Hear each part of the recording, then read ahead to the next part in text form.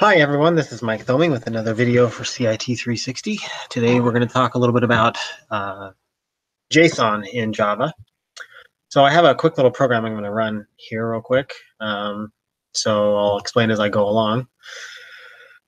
I started here and it's going to ask the user for their name. So I enter that in. I'm going to ask for their age and their favorite color. So then it spits it back out at us. But what we don't see in the background is it's entering this information into a Java collection, a list collection type. See that it's adding those different elements there.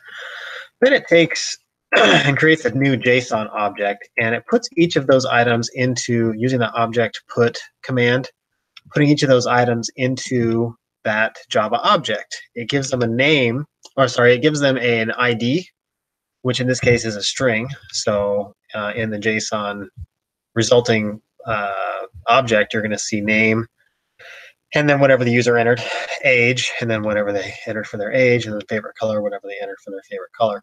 And then this is where it puts that out to the screen here. So that's just a simple example of how data gets translated into JSON. So one quick little thing I thought I'd show there. I'm going to get this out of the way, though, and we'll do something a little more in-depth then. Okay. So I have an employee.java file and an address.java file. These both allow objects to be created of these types. So the employee Java contains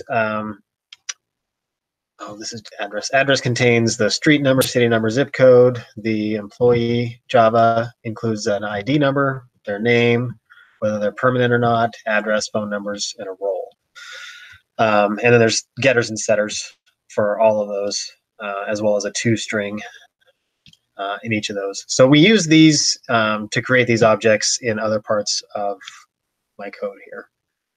The next thing I want to show is there is a file that contains some other data that's in here called employee.txt. Let me show you this file real quick.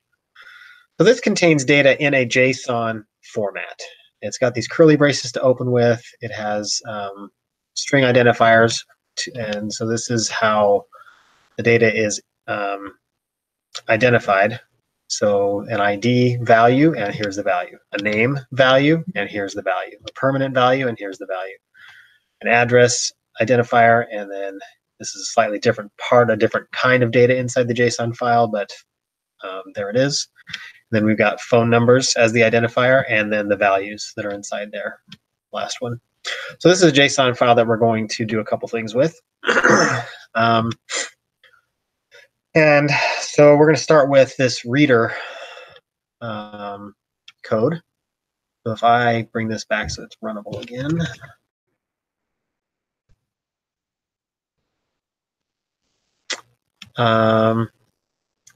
It basically just takes the data that was in that file, if you saw that there, and it puts it into a Java object, the employee object to be exact, and prints it out to the screen.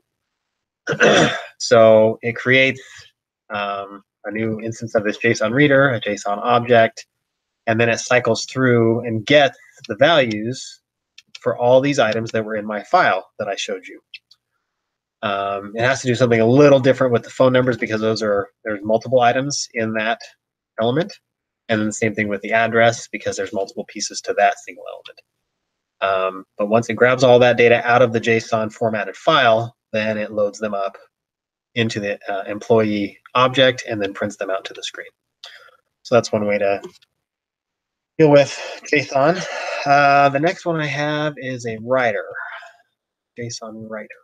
Get this out of the way. And we'll load up my writer code. Get back active. Okay. This one's a little bit different. So it creates all the JSON objects. And then it creates a file using data. Now, it creates an employee here in the first instance, and I just have it right now. I have it hard coding all of this data down here in the create employee method. So this is the data you're going to see put out into that file, not what I had put in previously. But once that employee record is created, then this code all translates that into JSON code. Puts the address into that funny address form we saw before, gets the name, whether they're permanent, their role, phone number, or numbers if there's more than one. So I'm going to go ahead and run this.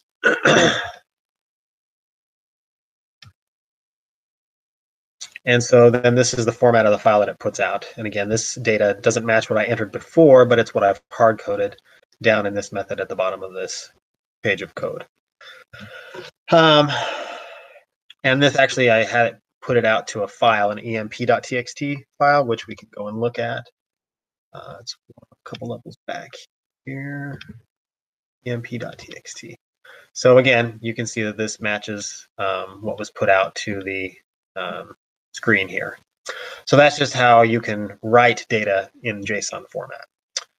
All right, then that out of the way. And we have a parser here. So this, not ready here. So again, we create a new instance of this parser. We create an employee record and variables for that. It takes some JSON formatted data in my text file and puts it into a Java instance. So let me just run this real quick. All right, so again, this is data that exists back in a file that I opened a few minutes ago. It's in this source JSON folder, employee.txt. So all of my info, Michael Thoming, my address, phone numbers, that's all there. And it just puts it out into this Java format. So it has to do a couple of different sequences. So it does a while. We have a case statement embedded inside a while clause, and if it encounters an employee value first, or an address value, or a name, then it's going to do these actions. If it encounters an address, it's going to return false. Or if it's true, then it's going to skip down and do some different code for getting the address info. So it just deals with those different elements a little bit differently because of the type of data that I created them as. So that's how it parses all that out and is able to read that from that file. All right, get that out of the way again.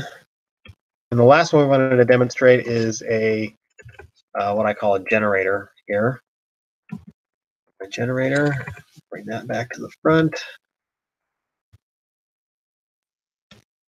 All right. And this doesn't do anything visible to the user, but basically this creates an instance of the employee object, you can see here. And it uses the hard-coded data that I showed you before. Let's see, that was in the reader. No, it was the writer. Yeah. It's using this hard-coded data that was created here. And it's creating a file called emp.output.txt. And it puts all that data into, I can't remember which form.